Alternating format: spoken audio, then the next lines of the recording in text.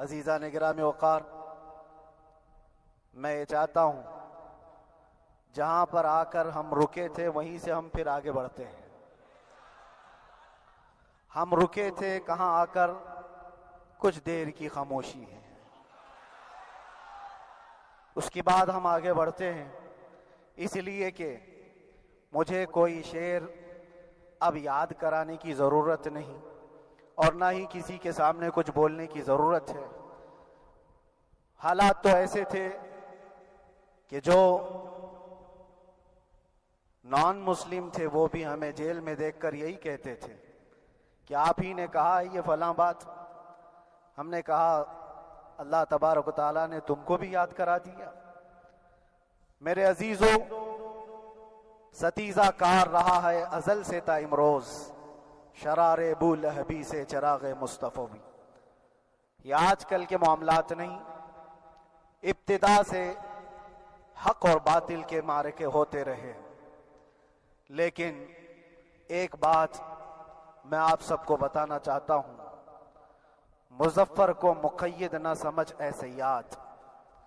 سیدنا مظفر حسین کچھوچھوی رحمت اللہ تعالی علیہ جیل گئے تھے، قید میں تھے، تب انہوں نے یہ شعر کہا تھا کہ مظفر کو مقید نہ سمجھ اے سیاد، میری یہ اسیری بھی سنت آبائی ہے۔ میرے آبا و اجداد کی سنت ہے جس پر میں عمل کر کے آ رہا ہوں، میرے بزرگوں کی یہ سنت تھی۔ بہرحال جن کو جس راستے سے مجھے گزارنا تھا، لوگوں کے دلوں میں یہ ٹھنڈک تھی شاید کہ زبان بند کر کے چند دنوں کے لیے قید کر دیا جائے، مگر میرا عقیدہ یہ تھا کہ اللہ تبارک و تعالی جب تک چاہے کہ کوئی اس کے لیے پابندی نہیں لگا سکتا۔ وَإِن يَمْسَسْكَ اللَّهُ بِضُرٍّ فَلَا كَاشِفَ لَهُ إِلَّا هُوَ۔ رب تعالیٰ فرماتا ہے اگر اللہ تعالیٰ تمہیں کوئی مصیبت دے تو اس کے علاوہ کوئی ٹال نہیں سکتا۔ وَإِن يَمْسَسْكَ اللَّهُ بِخَيْرٍ فَلَا رَادَّ لِفَضْلِهِ، اور اللہ کسی کو بھلائی دے دے تو پھر اس کو روک بھی کوئی نہیں سکتا۔ مولا تبارک و تعالیٰ اگر کسی کو کوئی مقام عطا کر دے تو ہزاروں کیڑوں کے پھڑپڑانے سے وہ مقام ختم بھی نہیں ہو سکتا۔ اللہ تبارک و تعالیٰ جس کو بڑھانا چاہے اس کے لیے کوئی راستہ رکاوٹ نہیں بن سکتا۔ اس لیے کہ ہم نے تاریخ میں دیکھا ہے پیبند لگے کپڑے پہننے والے، پیروں میں چپل نہیں تھے، جن کے ناخن تک اکھڑ جاتے تھے، لیکن وہ جب چلتے تھے قیصر و کسریٰ بھی کانپتے تھے، جن کا ہی یہ نعرہ تھا ٹل نہ سکتے تھے جنگ میں اگر اڑ جاتے تھے، پاؤں شیروں کے بھی میدان سے اکھڑ جاتے تھے، حق سے سرکش ہوا کوئی تو بگڑ جاتے تھے، ارے تیغ کیا چیز ہے ہم توپ سے بھی لڑ جاتے تھے۔ یہ وہ صحابہ کرام اور اسلاف کرام، ان کا یہ معمول تھا۔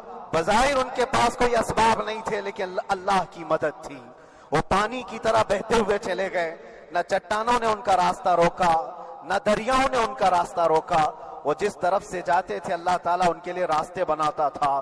عزیزان گرامی وقار، کون ہے وہ جو دریائے دجلہ میں اپنے گھوڑے دوڑائے تھے؟ کون ہے وہ جو دریا میں اپنی کشتیاں ڈال کر جلا دیا تھا کہ واپس جانے کا کوئی تصور نہ ہو؟ یہ سب میرے مصطفیٰ کریم کے دیوانوں کی ہی بات تھی۔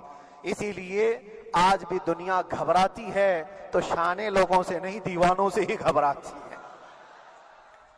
بہت زیادہ چالاک رہنے والوں سے نہیں، دیوانوں سے دنیا گھبراتی ہے، اس لیے کہ دنیا کو پتا ہے، دنیا جانتی ہے کہ دیوانہ کہاں دیکھتا ہے کسی کو پتا نہیں۔ اور یہ اس دیوانے کی بات کر رہا ہوں جس کے لیے اللہ کے حبیب صلی اللہ تعالیٰ علیہ وسلم کی عزت و وقار سب سے اول ہے۔ عزیزان گرامی وقار، آج آپ کے سامنے حاضر آیا، یہ میرے استاد گرامی، مربی، استاذ الاساتذہ، برادر گرامی حضرت العلامہ مفتی زبیر احمد صاحب قبلہ ادام اللہ اقبالہ، جنہوں نے دن رات ایک کر دیے تھے۔ میرے خیال سے 8 مہینے میں جتنے ان کے بال سفید ہوئے اس سے زیادہ نہیں ہوئے ہوں گے۔ صرف اس لیے نہیں کہ ایک بھائی کے لیے، اس لیے بھی لڑ رہے تھے کہ ایک عالم کے لیے جس سے دین کا بہت سارا حصہ وابستہ ہے۔ ان کی محنتیں رائگاں نہ گئیں۔ بہت سارے میرے احباب و اقربا، خاص طور پر مدن پورہ اور وکرولی سے، جنہوں نے اپنے گھر بار چھوڑ کر میرے لیے دوڑتے بھاگتے رہے۔ اللہ رب العزت اس بات کا شاہد ہے، ایک ایک دن اندر میں نے سب کے لیے دعائیں کی ہیں، اور ایسا نہیں کہ کوئی دن بھولا جاتا، اور باہر کی ہمیشہ یہ خبریں آتی رہتی ہیں کہ حالات کیسے کے کیسے ہوتے جا رہے ہیں۔ کبھی اگر گھبراہٹ اور بے چینی ہوتی تو میرے عزیزوں صرف ایک ہی بات ہمارے پاس تھی علاج کے لیے، ایک ہی علاج تھا۔ جب بے چینی بڑھ جاتی، اپنوں سے رابطہ نہیں ہو پاتا اور کسی کے خبر نہ پہنچتی، کھانے پینے کی تکلیفیں، رہنے سہنے کی مصیبتیں جب سر پر آتی، تو ایک ہی علاج تھا، ان کے نثار کوئی کیسے ہی رنج میں ہو، ان کے نثار کوئی کیسے ہی رنج میں ہو، جب یاد آ گئے ہیں سب غم بھلا دیے ہیں، جب یاد آ گئے ہیں سب غم بھلا دیے ہیں۔ اس رسول محترم صلی اللہ تعالی علیہ وسلم کا احسان عظیم ہے۔ بار بار مجھے یہ احساس ہوتا رہا، پوری دنیا اگر چھوڑ دے، مگر یقین تھا آمنہ کا لال کبھی نہیں چھوڑے گا، اور چھوڑا بھی نہیں، اور چھوڑا بھی نہیں۔ ہر رات جو ہمارا معمول تھا، ہم نے جو دیکھا، ہماری پچھلی زندگی میں ہم نے اتنے عجائبات نہیں دیکھے ہوں گے جو 8 مہینے کے اندر ہم نے دیکھے۔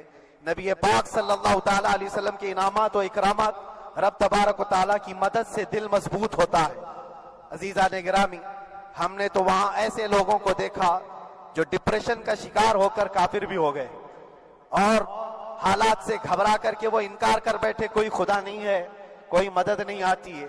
ایسے حالات وہاں دیکھے، لیکن ان حالات میں بھی اللہ تبارک و تعالیٰ کی مدد ساتھ رہی۔ رسول پاک صلی اللہ تعالیٰ علیہ وسلم کا انعام و اکرام یہ تھا کہ جس طرح سے گئے تھے اسی طرح سے واپس بھی آئے، جس طرح سے گئے تھے ویسی واپس آئے، اور نہ میرے مصطفیٰ نے باہر میری عزت میں کمی کی، نہ اندر عزت میں کمی کی، کہیں پر بھی نہیں۔ الحمدللہ، جس شان کے ساتھ رسول پاک صلی اللہ تعالیٰ علیہ وسلم اپنے چاہنے والوں کو رکھتے ہیں، وہ میں نے دنیا میں دیکھا، اور پھر یہ عرض کیا، آقا آج آپ کی عزت پر بات کرنے والے کو، چاہے وہ 1000 کال کوٹری کے اندر ہو، آپ عزت کے ساتھ بٹھاتے ہیں، تو پھر قیامت کے دن اس کی عزت کا کیا حال ہوگا؟ عرش حق ہے مسند رفعت رسول اللہ کی، دیکھنی ہے حشر میں عزت رسول اللہ کی۔ میرے عزیزو، ایک بات کو طے کر کے چلو، انہیں جانا، انہیں مانا، نہ رکھا غیر سے کام، للہ الحمد میں دنیا سے مسلمان گیا۔ اس ایک بات میں جو عزت ہے، دنیا کے کسی مقام و منصب اور مرتبے میں عزت نہیں ہے۔ اور حالات دنیا انشاءاللہ میں سناتا رہوں گا۔ اللہ تبارک و تعالیٰ جب تک یہ زبان رکھا ہے، حق بولتے رہیں گے اور سناتے رہیں گے، اور بھی حالات آپ کو انشاءاللہ العزیز آگے سناتے رہیں گے۔ لیکن آج خصوصیت کے ساتھ میں جمعہ کے لیے اسی لیے حاضر آیا کہ یہاں کے لوگ پل پل یاد کرتے رہے۔ حضرت مجھے ہر بار خبر دیتے کہ جب نماز سے فارغ ہو کر کے میں نکلوں تو مجھے لوگ پکڑ لیتے، کیا ہوا، اب کیا خبر ہے؟ تو جس قدر آپ کی بے چینی تھی، بے قراری تھی، میرے عزیزو، مجھے بھی ملنے کی بے چینی اور بے قراری تھی، لیکن یہ ایک سٹیج تھا جس سے گزارا گیا ہے، ایک مقام تھا جس سے گزارا گیا۔ میں تو ایک نکما آدمی، میں تو ایک کم پڑا ہوا ہوں، لیکن آپ کو بزرگان دین کی اگر تاریخ پتہ ہو، امام اعظم ابو حنیفہ رضی اللہ تعالیٰ عنہ، جن کو ناحق جیل میں رکھا گیا تھا، امام موسیٰ کاظم رضی اللہ تعالیٰ عنہ 7 سال تک قید میں رہے۔ یہ کون امام موسیٰ کاظم؟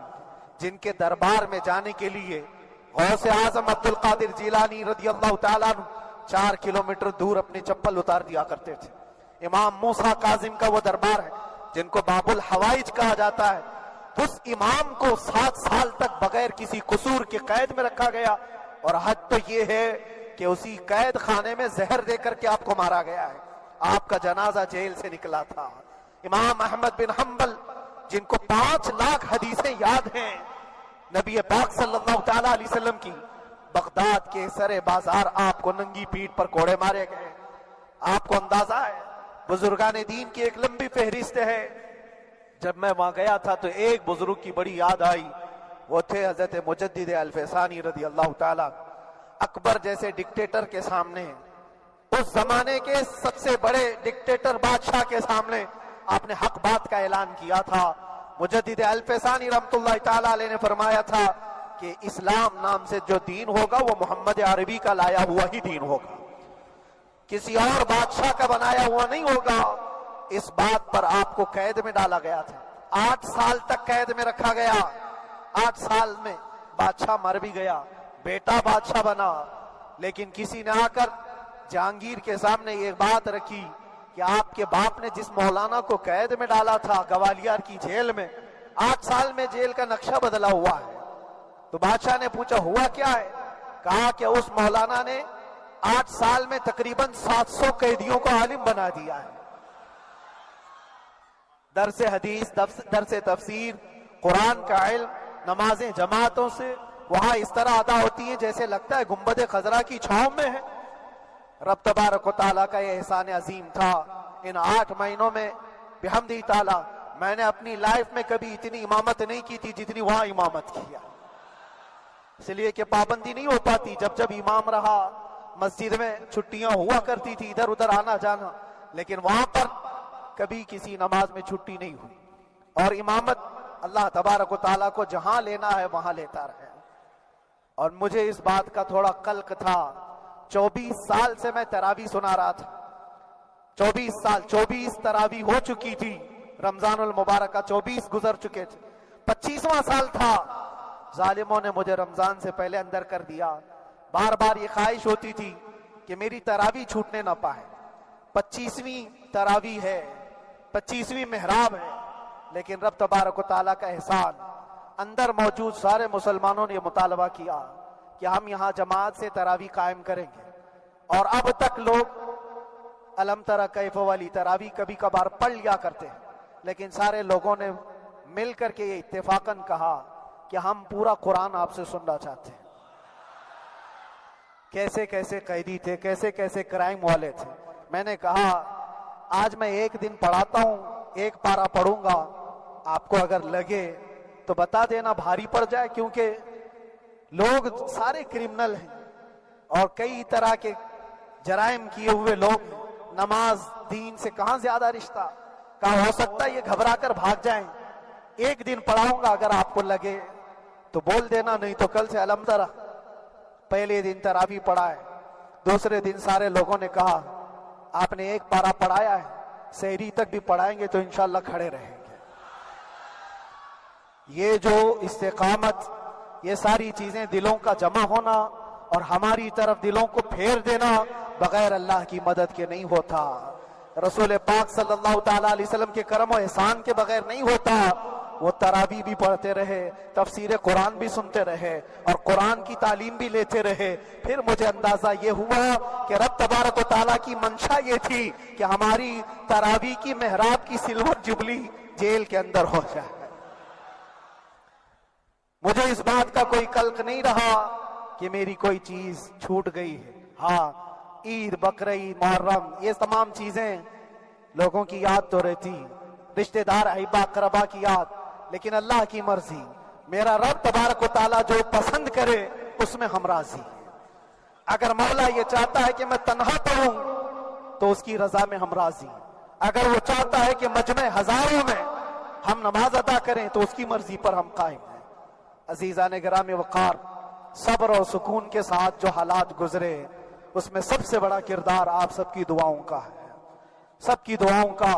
مشائخ, سارے پیران اعظام, تمام سلاسل کے اور ہر مسجد کے امام اپنے محراب اور منبر سے جو دعا کرتے رہے, یہ سارا ذخیرہ میرے لیے اتنا بڑا ہے جس کو میں بیان نہیں کر سکتا.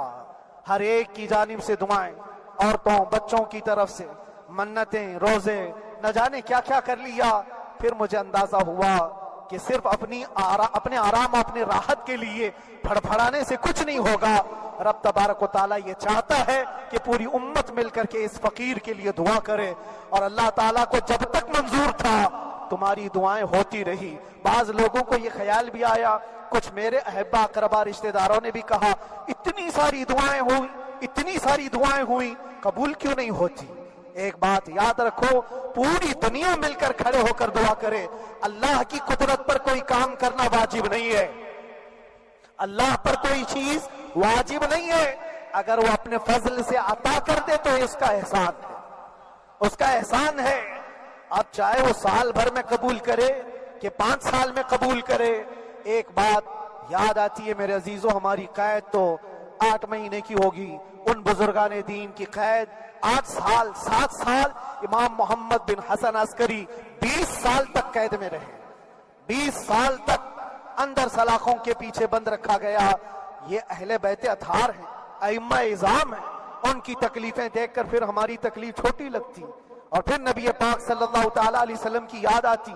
صرف اس بات کا ہمیں فخر تھا کہ تم نے کبھی چوری کے الزام میں تو نہیں گرفتار کیا، کسی گھناؤنے الزام میں تو نہیں گرفتار کیا۔ ہاں اگر کسی بات پر گرفتار کیا ہے تو ان سے پوچھو تو اب یہ بولنے میں بھی شرم کرتے ہیں۔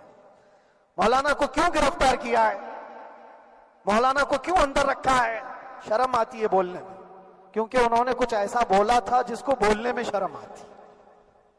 کیا بولا تھا میرے عزیزو، یہ ایک الگ کہانی ہے، ابھی میں اس پر کچھ گفتگو نہیں کرتا، اس لیے کہ ہر ایک کو یاد ہو چکی ہے، ہر ایک کو یاد ہے، میں اس کہانی کی طرف نہیں جاتا۔ لیکن اتنا مجھے آج اس ملک میں رہتے ہوئے احساس ہے کہ ابھی بھی انصاف ختم نہیں ہوا ہے۔ انصاف پوری طرح ختم ہو جائے تو اللہ کا عذاب آ جائے گا، اللہ کا عذاب آ جائے گا۔ چند لوگ نا انصافی کر سکتے ہیں، لیکن پوری کی پورے روئے زمین پر رہنے والے انسان نا انصافی کرے، ایسا نہیں ہوتا۔ ہمارے حق میں سپریم کی طرف سے جو انصاف آیا ہے، ہمارے دل میں اس قدر جگہ ہے آج، اور اس قدر احساس ہے کہ ہمیں یہ اندازہ آج بھی ہوتا ہے کہ چاہے کچھ بھی ہو جائے لیکن انصاف پوری طرح سے مر نہیں سکتا، انصاف پوری طرح سے مر نہیں سکتا۔ یہ ہمارا ملک عزیز ہندوستان کسی خاص آدمی کے ٹھیکیداری میں نہیں ہے، سبھی کا خون شامل ہے یہاں کی مٹی میں، کسی کے باپ کا ہندوستان تھوڑی ہے، ہمارا بھی ہے، آپ کا بھی ہے، سب کا بھی ہے۔ اور میرے عزیزو پتہ نہیں، یہ بھی شاید راحت اندوری صاحب کا شعر ہے، اور اس سے پہلے بھی کچھ بولا تھا، وہ بھی ان کا ہی تھا، تو ڈینجر ہی ہوا کرتا ہے۔ اللہ تبارک و تعالیٰ آپ سب پر فضل فرمائے، کرم فرمائے۔ جو چیز خاص طور پر بولنی ہے وہ یہ ہے، ان حالات سے آج جو گھبرائے ہوئے ہیں یہ وہ لوگ ہیں جو عیش پرست ہیں۔ میں کسی کو خاص ٹارگٹ کر کے نہیں کہنا چاہتا، لیکن بہت سارے وہ لوگ جو اثر و رسوخ رکھتے ہیں لیکن وہ آگے آنا نہیں چاہتے، دین اسلام پر حملے ہوں، حضور پاک کی عزت پر حملہ ہو، کسی کو بولنا نہیں، کیونکہ پتہ ہے دیکھو اس مولانا کو کس طرح کیے، اسی طرح دوسروں کو بھی کر دیا جائے۔ جو کمفرٹ زون میں بیٹھنے کے عادی ہو گئے وہ اپنا ایریا چھوڑ کر ہٹنا نہیں چاہتے۔ اگر میں کچھ کہوں گا حضور پاک صلی اللہ تعالیٰ علیہ وسلم کی ناموس کے لیے تو میرا عیش خطرے میں آ جائے گا، اکثر کی یہی سوچ ہے۔ میرا تو اپنا دھندا ہے، میرا بزنس ہے، میرے بیوی بچے ہیں، ہو سکتا ہے مولانا کو کسی چیز کی فکر نہیں ہوگی۔ آپ کو میں بتاؤں، آپ کو اندازہ نہیں ہمارے دل میں ہمارے بچوں کی کتنی محبت ہے۔ میرے بھی چھوٹے سے بچے ہیں، جب وہ جیل کی سلاخوں کے سامنے آ کر آنسو بہاتے تھے تو دل پر چھریاں چلتی تھی۔ وہ بچے جو ہمیشہ ہمارے سینے پر سوتے رہے، آج میں ان کو چھو بھی نہیں سکتا۔ جب وہ سلاخوں کے پیچھے کھڑے ہو کر دور سے رو کر کے چلے جاتے 15 منٹ، تو کیا ہمارے دل میں بچوں کی محبت نہیں؟ کیا ہمارے گھر بار نہیں، ہماری بہنیں، ہمارے بھائی، ہماری ماں نہیں؟ کتنے تو دن ایسے ہوئے کہ میری ماں کو دورے پڑتے رہے یاد کے لیے، تو کیا وہ ہمارے اوپر کیفیت نہیں آتی کہ ہم خامخواہ یہ مصیبت کیوں مول لی؟ میری بیٹی تو جھگڑا کرتی اس بات کو کہ کیوں آپ اکیلے ہو، بہت سارے لوگ ہیں سب کا خیال کرتے ہوئے، لیکن میرے عزیزو یہ ان کی اپنی محبت ہے، سارا ایک پریوار اور اس سے زیادہ میرے شاگردوں کی ایک دنیا ہے۔ کتنے ایسے ہیں میں جانتا ہوں کہ 8 مہینے تک नरम ग़िज़ा नहीं खाई मेरे उन बच्चों ने। मैं जानता हूं उनका सिर्फ ये ख्याल था कि अंदर पता नहीं जेल में आप क्या खा रहे होंगे, हम यहाँ नरम ग़िज़ा नहीं खाएंगे, गोश्त मछली नहीं खाई। हालांकि ये कोई चीज तुम्हारे ऊपर वाजिब नहीं थी। ये हालात मैं इसलिए बता रहा हूं मेरे अजीज, किसी के वहमो गुमान में अगर ये है तो निकाल दे कि मेरे आसपास कुछ नहीं है, मैं किसी को चाहता नहीं या मेरे साथ मोहब्बतें नहीं है। कसरत से मोहब्बत करने वाले लोग हैं मेरे पास। मेरे इन भाइयों की और मेरे बहनों की, मेरे घर वालों की मोहब्बत तो ऐसी है कि उनके घरों के बच्चों के मामलात भी बगैर मुझसे पूछे नहीं होते। अगर 8 महीने अंदर रहा तो किसी का रिश्ता नहीं तो बातचीत भी नहीं है। रिश्ता नहीं होगा जब तक ये ना आए, सारे काम डिपेंड रहते थे। मुझे भी इन तमाम चीजों का एहसास है, लेकिन ये सब चीजें एक तरफ, मेरे मुस्तफा की इज्जत अपनी तरफ।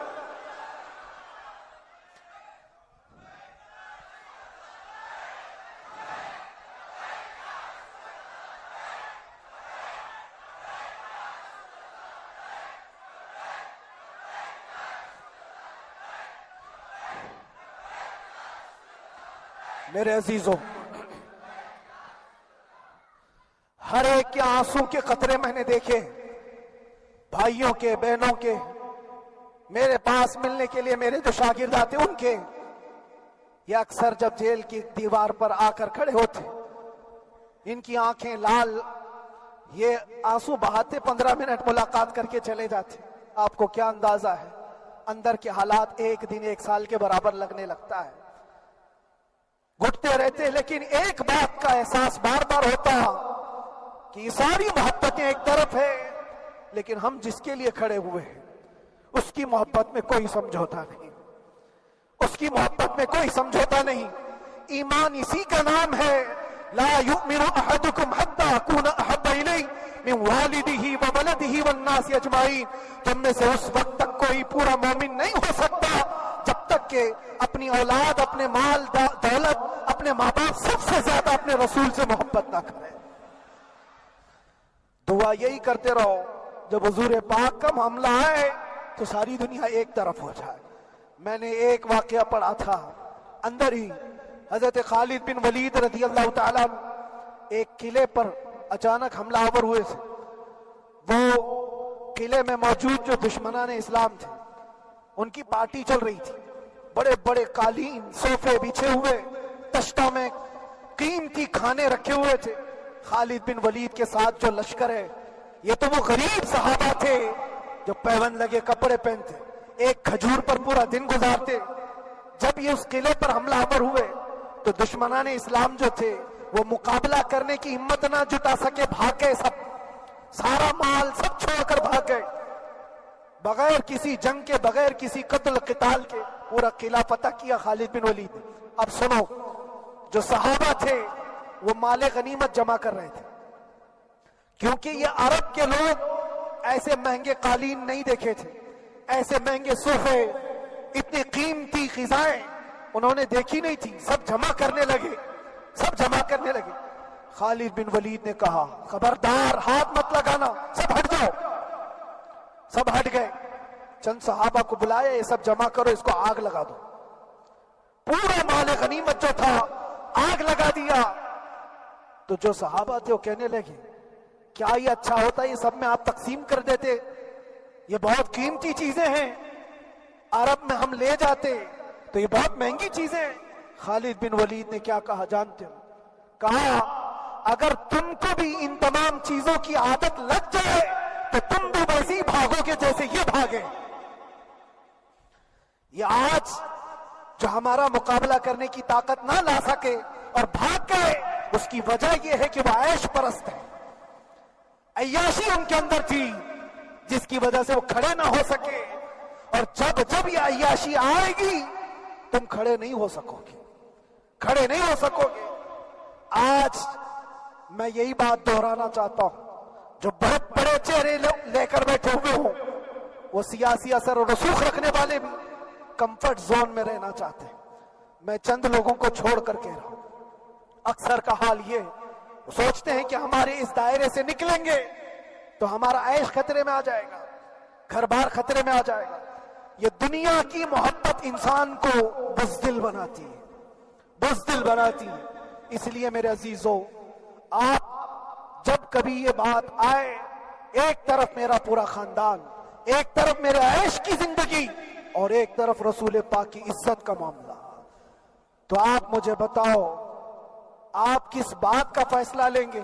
اسی بات کا فیصلہ لینا ہوگا نبی پاک صلی اللہ تعالی علیہ وسلم کی عزت کی خاطر. تمہیں اس بات کا فیصلہ لینا ہوگا. اپنا سب کچھ گنبد خضرا کل بھی تھا آپ، میرے نبی سے میرا رشتہ کل بھی تھا آپ، اور بتلا دو گستاخ نبی کو غیرت سنی زندہ ہے، ان پہ مر مٹنے کا جذبہ کل بھی تھا آپ. بس یہ جذبہ باقی رہے. ہم کسی کو لڑنے کے لیے، مرنے کے لیے، مارنے کے لیے میدانوں میں اتارنے کی بات نہیں کرتے.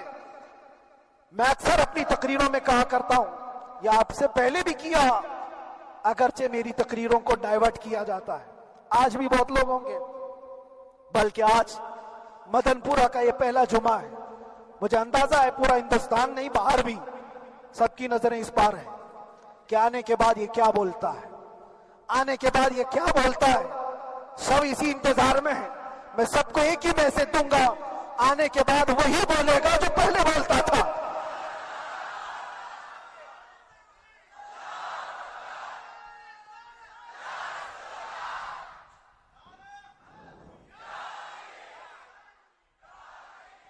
اگر کچھ غلط ہوتا تو ہمارے اس ملک عزیز ہندوستان کی سب سے اعلیٰ عدالت یہ نہیں کہتی کہ ان کے اسپیچ میں کوئی ہیٹ مسئلہ نہیں ہے. وہ ہمیں اندازہ ہے میرے عزیزوں. ہاں جہاں غلطی ہوگی ہم بھرے اعلان کے ساتھ کہیں گے کہ ہم سے یہ غلطی ہو گئی، ہم سے یہ خطا ہو گئی، زبان پھسل گئی. لیکن جو چیز نہیں ہے تو اگر تم زبردستی اس کو کہو گے تو یہ ہم نہیں مانتے. ہاں بس اتنی دعا میرے حق میں کریں کہ جتنی بھی زندگی باقی ہے اللہ تبارک و تعالی حضور پاک کی محبت اور ان کی عظمت کی حفاظت کے لیے جیتے مرنے کی توفیق عطا فرمائے. ہمارا کام صرف اتنا رہ گیا، جو میسج دینا تھا وہ ہم نے دے دیا. اب جو حالات آ رہے ہیں میرے عزیزوں، آپ سب کے لیے بھی میں یہ گزارش کروں گا، دین کی طرف آ جاؤ، سچائی کی طرف آ جاؤ، ورنہ گاجر مولی کی طرح کٹ جاؤ گے، ختم ہو جاؤ گے. دین کی طرف آؤ، سچائی کی طرف آؤ. اور اسلام نے کہیں پر بھی تمہیں کسی طرح کے آتنک اور دہشت کی تعلیم نہیں دی ہے. کہیں پر کسی ٹیررسٹ کی کوئی بھی تعلقات کی، کہیں مجھے کوئی بات بتا دو.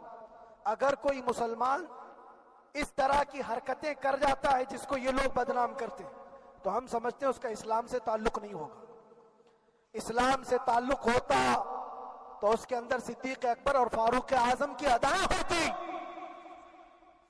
آج آپ کو وہ معاشرہ زندہ کرنے کی ضرورت ہے. میں نوجوانوں سے کہوں گا، بہت دن گزار لیے ٹک ٹاک پر مجرے اور تمہارے اس انٹرنیٹ کی دنیا پر جس طرح تم نے آوارگی کر لی ہے، اب وقت کم بچا ہے. آ جاؤ میرے نبی پاک کی گنبد کی چھاؤں میں. عزت وہیں پر ہے، انہی کے قدموں میں عزت ہے، اور یہاں پر بھی ہے اور آخرت میں بھی ہے. آخرت میں بھی ہے. بس اس عزت کے لیے آپ سب سے میں گزارش یہ کروں گا، سچائی کی طرف واپس آ جاؤ، سچائی کی طرف واپس آ جاؤ. جو تمہاری نمازیں باقی ہیں اس کو پوری کر لو، اس سے پہلے کہ دنیا تم پر نماز پڑھ دے، اس سے پہلے کہ تمہارے جنازے کی نماز پڑھی جائے اپنی نمازیں کمپلیٹ کر لو. اور علماء ذوی احترام کا ادب و احترام اپنے اندر رکھو. صرف اس بات کے لیے آپ کو میں احساس دلانا چاہتا ہوں کہ مجھے جس راستے سے گزارا گیا، جتنے دن قید و بند کی صحبتیں گزاری گئی، یہ صرف یہ میسج دینا تھا کہ پھر اس مولانا کا یہ ہو سکتا ہے تو چھوٹے چھوٹوں کی کیا کر دیں گے. ایسا اگرچہ آ جائے موقع تب بھی گھبرانے کی ضرورت تھی. آپ کو پتا ہے اس ملک عزیز ہندوستان کی آزادی میں 30,000 علماء کو پھانسیوں پر لٹکایا گیا. انگریزوں نے 30,000 علماء کو کشمیر سے لے کر دلی تک ہر درخت پر ایک عالم کی لاش لٹکتی تھی. انہوں نے قربانیاں دی ہیں. قربانیاں بزرگان دین کے علماء ذوی الاحترام کی ہوئی ہیں. یہ اور بات ہے کہ اس جنریشن نے آج ہم کو دیکھا تو ان کو بہت بڑا لگتا ہے. یہ کوئی بہت بڑی بات نہیں تھی, بہت بڑی بات نہیں تھی. اس پروسیس سے بہت سارے علماء کو گزارا گیا ہے. سرکار مجاہد ملت رحمت اللہ تعالی علیہ ایمرجنسی کے زمانے میں 18 مہینے تک قید میں گزارے. 18 مہینے تک ایمرجنسی, وہ بھی ڈکٹیٹر کا زمانہ تھا. اس زمانے میں بھی آپ اندر رہے, لیکن باہر آنے کے بعد نہ آپ کے مشن میں کوئی کمی آئی, نہ آپ کی زبان میں کوئی لکنت آئی. اللہ والے جو ہیں وہ اللہ کی رضا کی طرف اور رسول پاک کی رضا کی طرف ہوتے ہیں. ہم سب بھی اس مشن کو آج یہاں سے زندہ کرتے ہیں. جہاں سے ہم چھوڑے تھے وہیں سے آگے بڑھتے, جہاں سے ہم چھوڑے تھے وہیں سے ہم آگے بڑھتے ہیں. کسی کو اگر کچھ برا لگتا ہے تو وہ اس کے سمجھ کا قصور ہے, اس کے فہم کا قصور ہے. ہم نے کسی کو ٹارگٹ کر کے کبھی کہا نہیں, بلکہ یہ تو کامن بات ہے, ایک تو کامن کہی جانے والی بات ہے. فخر سے اگر کوئی آدمی اپنے گھر میں کہے کیا بات ہے مولانا, آج صبح سے تمہارے گھر میں کچھ ہلچل نہیں ہے, کچھ ہلچل نہیں ہے. ہو سکتا ہے تمہارے گھر میں کوئی نہ ہو, تم اکیلے بیٹھے ہو, بیوی کہیں گئی ہے, ماں کہیں گئی ہے, گھر میں کوئی بنانے والا نہیں ہو, گھر میں خاموشی ہے, تو تم اگر اس کو جواب دے دو کہ کچھ دیر کی خاموشی ہے, شام میں آ جائے گی, کچھ دیر کی خاموشی ہے, شام میں آ جائے گی, تو کیا گناہ کیا, کیا گناہ کیا؟ اس کے حالات پر وہ بول رہا ہے, اس کے گھر میں خاموشی ہے اس لیے بول رہا ہے. ہم نے بھی اسی لیے کہا کچھ دیر کی خاموشی, اسی لیے کہ ہم جانتے ہیں اسلام وہ نہیں ہے جو یہاں دکھ رہا ہے آج. اسلام تو وہ تھا جو صدیق اکبر کے زمانے کا تھا, اسلام تو وہ تھا جو فاروق اعظم کا تھا, اسلام تو وہ تھا جو عثمان غنی اور حیدر کرار کا تھا. تو وہ جو ہلچل تھی وہ خاموش ہے. صلاح الدین ایوبی کا دور تھا, وہ اسلام کی ہلچل تھی. تو میرا گھر آج خاموش ہے, اس لیے تو میں پکار کر کے رہا ہوں کچھ دیر کی خاموشی ہے. اور ہمیں اپنے رب سے یقین ہے یہ خاموشی ایک شام ٹوٹے گی, کوئی صلاح الدین آئے گا. اور اللہ تبارک و تعالی ہم سب کے اس عزم اور حوصلے کو زندہ رکھے, اور آپ سب کی محبتوں کو سدا سلامت رکھے, اور میرے آقا صلی اللہ تعالی علیہ وسلم کے قدموں پر مر مٹنے کی ہمیں توفیق عطا فرمائے. وآخر دعوانا الحمدللہ رب العالمین. لبیک یا رسول اللہ.